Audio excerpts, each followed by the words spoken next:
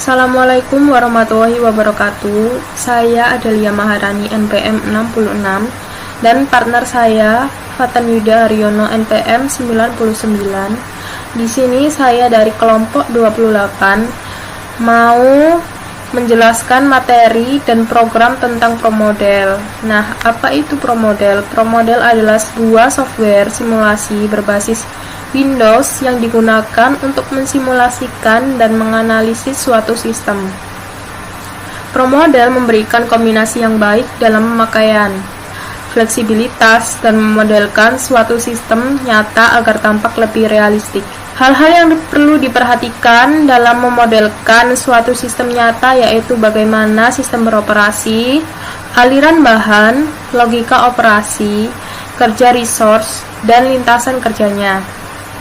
Dalam ProModel, selama simulasi berlangsung, dapat diamati animasi dari kegiatan yang sedang berlangsung, dan hasilnya akan ditampilkan dalam bentuk tabel maupun grafik yang memudahkan untuk penganalisisan. Nah, adapun studi kasus yang kita bahas di modul ini yaitu bagaimana cara membuat simulasi sistem diskrit pada sistem antrian dengan menggunakan software dalam studi kasus aktivitas sistem pengisian BBM di SPBU Darmo. Nah, kemudian beralih ke bab 3 yaitu metodologi. Penelitian ini dilaksanakan di SPBU Darmo berlokasi di Surabaya dan dilaksanakan hari Sabtu selama 1 jam. Nah, pengumpulan datanya yaitu apa yang kita amati di sana? Aktivitasnya yaitu pelanggan datang, pelanggan mengantri, petugas mengisi BBM, pelanggan membayar, petugas memberikan uang kembalian.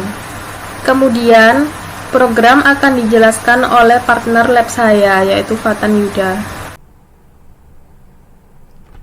Oke, assalamualaikum warahmatullahi wabarakatuh. Di sini saya akan melanjutkan penjelasan mengenai aplikasi ProModel di modul 2 Lab SSI. Kalau tadi sudah dijelaskan oleh partner saya mengenai laporan resminya, sekarang saya akan menjelaskan penggunaan software ProModel untuk modul 2. Langsung saja buka aplikasi ProModel.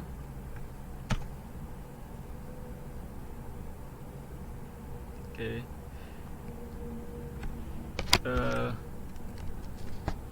Seperti ini tampilannya jika sudah dibuka. Lalu ini adalah halaman kerjanya.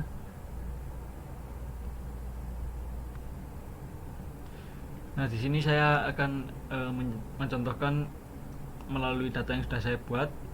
Saya di sini tidak akan membuat data lagi karena prosesnya akan sangat panjang. Di sini saya akan memberikan cara-cara dari tiap-tiap proses saja, tidak semua proses. Yang pertama saya akan buka data saya dulu. Nah, di sini sudah tampil data yang saya buat. Nanti saya akan jelaskan bagaimana cara membuat ini satu persatu, yaitu mulai dari location.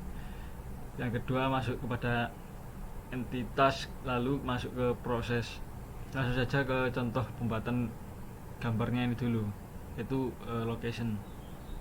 Nah, karena di sini saya sudah membuatnya, saya akan mencontohkan sekali lagi untuk pembuatannya. Nah, di sini ada pilihan menu di pojok kiri. Kita cari saja gambar yang cocok sesuai studi kasus di laporan kita. Misalnya saya akan membuat ini, saya samakan sama yang di atas.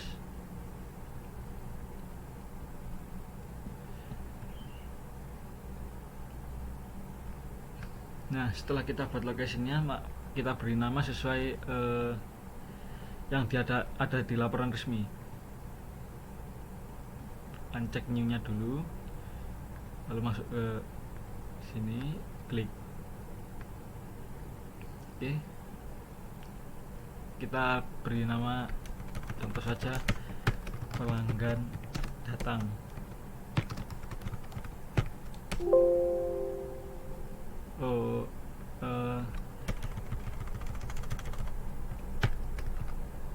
Pelanggan Nah, seperti ini jika sudah dibuat hasilnya. Lalu kita ulangi lagi untuk lokasi yang kedua. Lokasi yang kedua kita bisa pilih gambar yang sesuai dengan studi kasus kita. Langsung saja kita masukkan. Nah, ini seperti ini salah karena berada satu kotak bersama lokasi yang pertama. Kita hapus dulu, new-nya kita cek. Nah, oke, kita masukkan lagi yang kedua. Nah, ini sudah berada di lokasi yang terpisah, menandakan bahwa proses yang dilakukan benar. Oke, langsung saja kita beri nama sesuai yang ada di laporan resmi. Contoh lagi, saya contohkan untuk menggunakan ini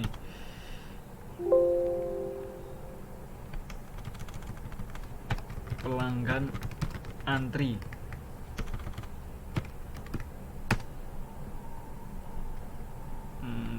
Sebentar. Oh, ini kita masukkan di sini aja, pelanggan antri.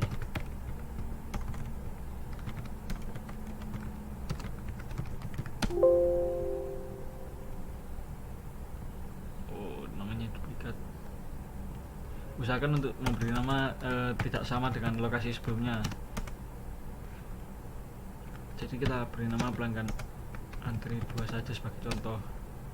Oke. Nah, itu untuk pembuatan lokasi-lokasi. Kita sesuaikan dengan lapres kita. Lalu untuk langkah-langkah selanjutnya bisa disamakan dengan langkah yang sudah kita buat sebelumnya. Tinggal memilih gambar, uncheck new-nya ini sebetulnya tadi karena saya salah, ya sudah tidak apa-apa. Nah, seperti ini yang benar. Nah, ini masih kecek ya new-nya. Sudah, yang penting untuk langkah-langkah selanjutnya pembuatannya sama seperti yang sudah dilakukan sebelumnya. Tuh. Lalu untuk langkah selanjutnya kita masuk ke pada entitas. Nah, entitas ini barang yang akan digunakan dari proses satu ke proses lainnya. Di sini saya perumpamakan bensin karena di laporan resmi saya menggunakan bensin sebagai entitas. Oke, ini yang sudah saya buat di sini di atas terlihat bensin. Untuk contoh untuk cara pembuatannya gampang sekali, tinggal seperti tadi, cek new, lalu kita pilih barang yang akan digunakan. Misalnya kita mengangkut apapun itu, tapi di gambar kita pilih ini saja. Nah, nanti otomatis nambah di sini sebagai pallet box. Nah, itu kita ganti saja namanya sesuai barang yang kita gunakan di laporan resmi. Saya akan beri contoh lain, misalnya kita mengangkat sebuah kardus atau barang-barangnya lainnya yang bisa kita gunakan. Ini saya gunakan sebagai contoh saja. Nah, lalu di sini proses. Kita masuk kepada langkah terakhir. Ya, processing. Masuk ke menu build, processing. Nah, di sini nanti akan ada proses-proses antara tiap-tiap lokasi yang saling berhubungan. Kita buat saja. Karena ini saya sudah menggunakan data lama, jadi di sini sudah ada ini data-data yang saya masukkan sebelumnya. Saya akan buat lokasi baru. Nah, cara pembuatannya yaitu kita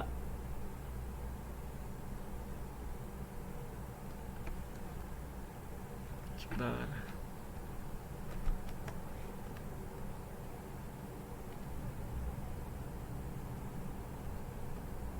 Nah, seperti ini. Kita pilih saja entitas yang sudah kita masukkan tadi. Nah, kita pakai kardus yang sudah kita masukkan tadi. Lalu pilih lokasinya. Lokasi ini barang dari mana menuju ke mana. Lokasi yang pertama ini kita pilih barang berasal, yaitu kita pilih pelanggan datang, ya ini tadi yang sudah saya buat. Ini asal barang berasal dari lokasi pelanggan datang, lokasi pertama. Nah, lalu untuk operasinya kita kosongin, lalu masuk ke proses ini, tab routing. Outputnya tetap kita pilih entitas yang sama seperti sebelumnya, yaitu kardus. Lalu destination, yaitu merupakan asal dari barang yang sudah dikirim atau yang akan dikirim. Kita pilih destination pelanggan antri. Nah, ini destinasi kedua, yaitu perpindahan setelah lokasi ke satu berpindah ke lokasi kedua.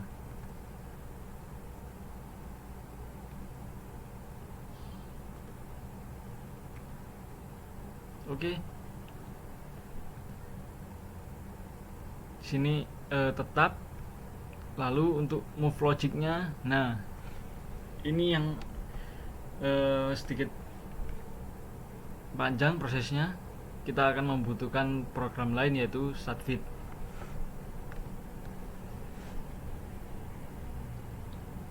Kita buka StatFit dulu. Setelah kita buka StatFit, masukkan data-data yang sudah kita lakukan atau asumsi-asumsi yang ada di Lapres ke dalam program StatFit. Saya di sini asumsikan lagi aja, tidak saya samakan kepada Lapres karena hanya sebagai contoh. Nah, di sini saya menggunakan 10 data seperti pada Lapres. Langsung saja setelah dimasukkan, pencet ke AutoFit, lalu discrete distribution dan oke, nanti akan langsung muncul hasilnya. Nah, karena di sini biasanya hanya ada satu rank tertinggi. Oke, di sini saya akan memasuki tahap run simulation. Tapi di sini saya akan menggunakan data lama, data yang sebelumnya sudah saya masukkan. Langsung saja. Di sini kita klik simulation, kita run. Sebelum kita mulai run, kita setel dulu option. Di sini kita masukkan runtime-nya 8 jam. Lalu untuk satuannya menit, output reporting-nya standar, dan number of replication-nya 10. Nah, karena di sini sudah saya atur sebelumnya, maka langsung masuk di sini. Langsung saja kita run.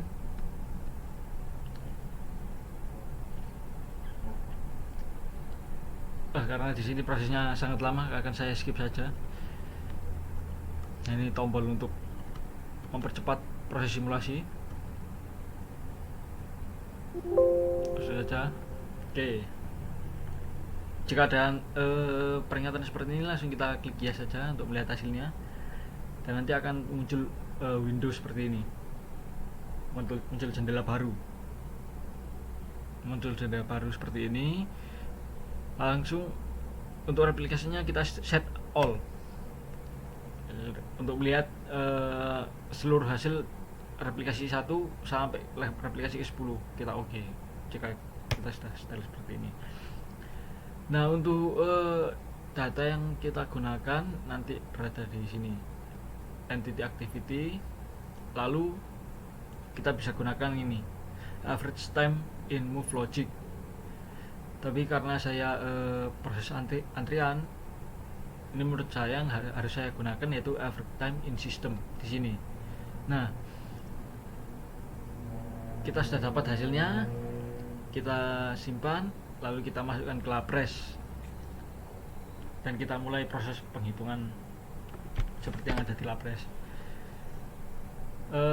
Menurut saya cukup sekian cara penggunaan aplikasi Pro Model untuk modul 2 ini. Kurang lebihnya mohon maaf jika ada salah kata, dan juga penjelasannya kurang rinci dikarenakan prosesnya tidak dimulai dari awal, hanya proses-proses yang sudah saya lakukan di pengerjaan sebelumnya. Itu saja dari saya, terima kasih. Kurang lebihnya mohon maaf. Wassalamualaikum warahmatullahi wabarakatuh.